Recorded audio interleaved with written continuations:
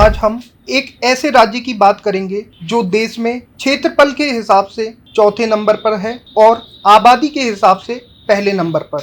जी हाँ, हम आज बात करेंगे उत्तर प्रदेश राज्य की और उसके कानून व्यवस्था की बातें करेंगे। लॉ एंड ऑर्डर के लिए योगी मॉडल क्या है, अपराध का ग्राफ कैसे नीचे चला गया, सड़कें कैसे सुरक्षित हो गई और गुंडागर्दी कैसे खत्म हो गई। लॉ एंड ऑर्डर के लिए योगी मॉडल क्या है, जिसके बारे में आज हर कोई बात करता है और सराहना भी करता है। उत्तर प्रदेश के इतिहास में यह पहली बार हुआ है कि किसी मुख्यमंत्री को उसके 5 साल के कामकाज को देखकर जनता ने दोबारा चुना। नागरिकों में विश्वास का सबसे बड़ा कारण राज्य की कानून व्यवस्था की स्थिति में दिख रहा सुधार बताया जाता है। इससे उत्तर प्रदेश में निवेशकों के विश्वास में भी काफी सुधार हुआ है। जब योगी आदित्यनाथ ने मुख्यमंत्री का पद संभाला तो उत्तर प्रदेश पुलिस की दुर्भाग्यपूर्ण पहचान खराब बुनियादी ढांचा, उच्च भ्रष्टाचार, अनप्रोफेशनलिज्म और सबसे महत्वपूर्ण रूप से गिरा हुआ मनोबल था। प्रोत्साहन के अपने शब्दों के माध्यम से और स्थिर कार्यकाल प्रदान करके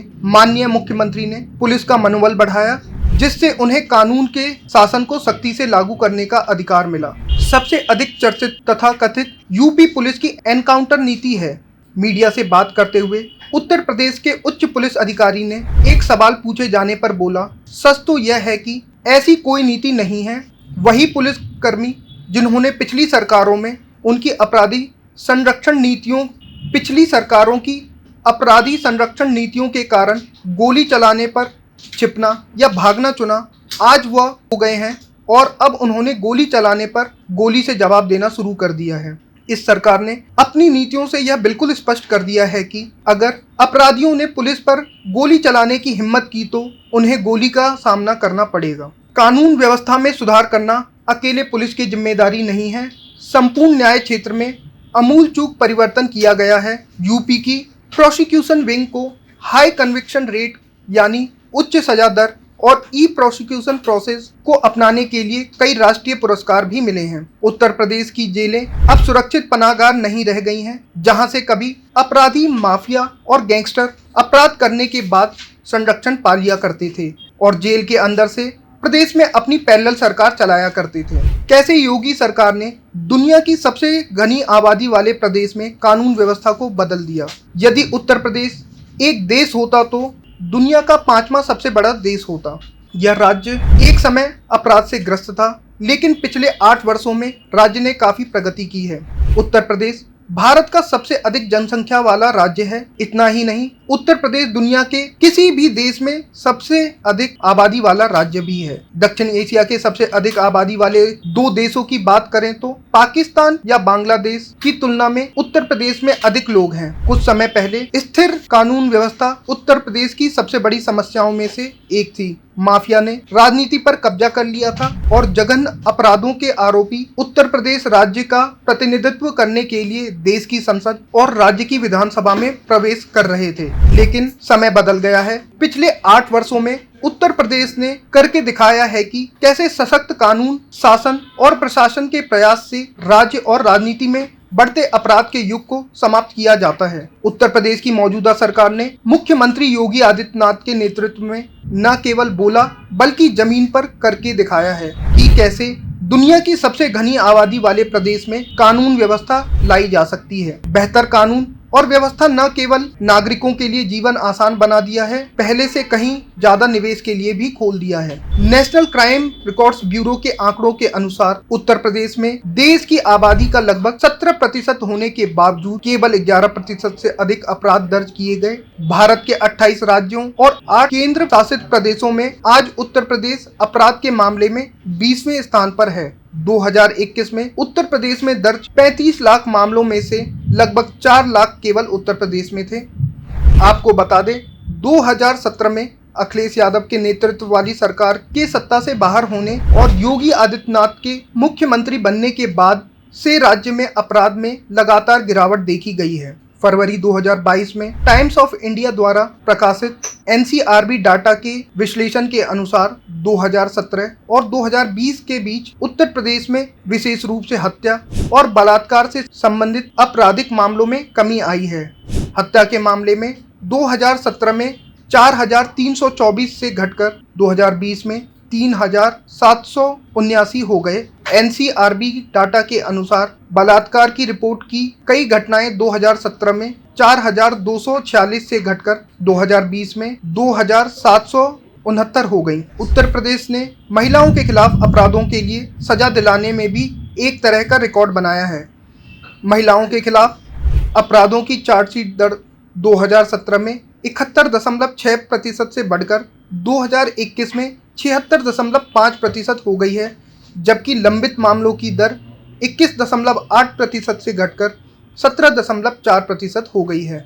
उत्तर प्रदेश के शीर्ष पुलिस अधिकारी प्रशांत कुमार के अनुसार उत्तर प्रदेश में कानून और व्यवस्था में सुधार का मुख्य कारण उत्तर प्रदेश पुलिस की प्रिवेंटिव एंड प्यूनिटिव एक्शन यानी अपराध की रोकथाम और अपराधियों के विरुद्ध सख्त दंडात्मक कार्रवाई को बताया गया है। 1990 बैच के IPS अधिकारी प्रशांत कुमार वर्तमान में उत्तर प्रदेश के डायरेक्टर जनरल ऑफ पुलिस यानी पुलिस महानिदेशक हैं। 2022 में प्रशांत कुमार जब प्रदेश के additional director general of police law and order के पद पर थे, तब उस समय स्वराज पत्रिका से बात करते हुए कुमार ने बताया था कि यूपी पुलिस महिलाओं के खिलाफ अपराधों को रोकने के लिए कैसे पूरे प्रदेश में व्यापक कार्रवाई कर रही है। उन्होंने कहा, हमारा पहला जोर महिलाओं के बीच सुरक्षा की भावना पैदा करने के लिए सभी संवेदनशील स्थानों पर गहन गश्त, पुलिस की उपस्थिति में वृद्धि और यूपी पुलिस की 112 रिस्पांस व्हीकल के मिनिमम रिस्पांस टाइम के माध्यम से महिलाओं के खिलाफ अपराध को रोकना है। उन्होंने आगे कहा कि राज्य में राजनीतिक नेतृत्व पुलिस का समर्थन कर रही है और साथ ही पुलिस प्रशासन के कामकाज में हस्तक्षेप भी नहीं कर रही। उत्तर प्रदेश के मुख्यमंत्री योगी आदित्यनाथ के बारे में बात करते हुए कुमार ने कहा, माननीय मुख्यमंत्री योगी आदित्यनाथ ने पुलिस विभाग के कामकाज को यानी राजनीतिक हस्तक्षेप से अलग रखा है, जिसका राज्य में अपराध नियंत्रण और कानून व्यवस्था में सुधार लाने पर लाभकारी प्रभाव पड़ा है। योगी ने कानून व्यवस्था के मामले में राज्य की बदनाम छवि के लिए लगातार रही गैर भाजपा सरकारों को दोषी ठहराया। मुख्यमंत्री बोले, जब वह मुख्यमंत्री बने उस समय यूपी दंगों और अपराधों के लिए जाना जाता था। आज हर तरफ कानून का राज्य है। उत्तर प्रदेश के सभी जिलों में विकास देखा जा रहा है। सरकार राज्य में विकास का मार्ग प्रशस्त कर रही है। योगी ने कहा कि 2007 से 2012 तक बसपा के शासन, बहुजन समाज पार्टी यानी बसपा के शासन और उसके बाद 2012 से 2017 तक समाजवादी पार्टी यानी सपा के शासनकाल में राज्य दंगों की आग में जलता रहता था, जो राज्य की पहचान के लिए एक बड़ा संकट था। बसपा के राज्य में 364 और वहीं सपा के शासन में 700 से ज़्यादा दंगे की घटनाएं प्रदेश में हुई। इसके विपरीत उन्होंने कहा, 2017 में भाजपा के सत्ता में आने के बाद से राज्य में एक भी दंगा नहीं हुआ है। जो लोग पहले उत्तर प्रदेश के लिए चुनौतियां पैदा कर रहे थे, वे आज खुद मुसीबत में हैं। मुख्यमंत्री ने दावा किया कि अब माफिया उत्तर प्रदेश में किसी प्रकार के अपराध को करना तो दूर, उसके बारे में सपने में भी नहीं सोच सकते। मुख्यमंत्री ने दावा किया कि अब माफिया उत्तर प्रदेश में किसी प्रकार के अपराध को करना तो दूर, उसके बारे में सपने में भी नहीं सोच सकते। अपनी टिप्पणी में आगे बोलते हुए मुख्यमंत्री योगी आदित्यनाथ ने इस बात पर जोर दिया कि उत्तर प्रदेश में अब किसी को भी डरने की जरूरत नहीं है और प्रदेश में कर्फ्यू और दंगे अब अतीत की बात हैं, क्योंकि प्रदेश में अब माफिया का नहीं कानून का राज है। विपक्ष ने राज्य में विफल कानून व्यवस्था के लिए सत्तारूढ़ उत्तर प्रदेश सरकार पर निशाना साधा। आपको बता दें, उत्तर प्रदेश के कानून व्यवस्था और पुलिस द्वारा अपराधियों के हो रहे लगातार एनकाउंटर पे सवाल उठाते हुए सोशल मीडिया प्लेटफॉर्म एक्स पर अपने एक ट्वीट में प्रियंका वाड्रा लिखती हैं कि अपराधियों को कड़ी से कड़ी सजा दी जानी चाहिए। कांग्रेस ने हमेशा कहा है कि यह कानून के शासन के तहत किया जाना चाहिए और कानून के शासन को नष्ट करना या उसका उल्लंघन करना लोकतंत्र के लिए खतरनाक है। वहीं पार्टी के general secretary media and communication Jairam Ramesh ने एक बयान में कहा कि यह सुनिश्चित करने के लिए एक सामूहिक प्रयास होना चाहिए कि न्यायिक प्रणाली और कानून के शासन का हर समय सम्मान किया जाए। प्रदेश की कानून व्यवस्था को लेकर बहुजन समाज पार्टी यानी बसपा ने उत्तर प्रदेश सरकार को बर्खास्त करने की मांग की। बसपा प्रमुख मायावती ने कहा कि अतीक अहमद की हत्या बेहद गंभीर और चिंताजनक है और यह यूपी में कानून व्यवस्था की स्थिति पर गंभीर सवाल उठाता है। उन्होंने कहा कि बेहतर होगा कि सुप्रीम कोर्ट घटना का संज्ञान ले। उत्तर प्रदेश को कानून के राज के बजाय एनकाउंटर प्रदेश बना देना कितना उचित है। सपा प्रमुख अखिलेश यादव ने कहा कि लोगों में जानबूझकर डर का माहौल पैदा किया जा रहा है। जब पुलिस घेरे के बीच किसी को गोली मारी जा सकती है तो आम जनता की सुरक्षा का क्या होगा। उन्होंने आगे कहा कि भाजपा सरकार को आने वाले समय में परिणाम भुगतने होंगे और मुख्यमंत्री अपनी सरकार की एनकाउंटर नीति की जिम्मेदारी से बच नहीं पाएंगे।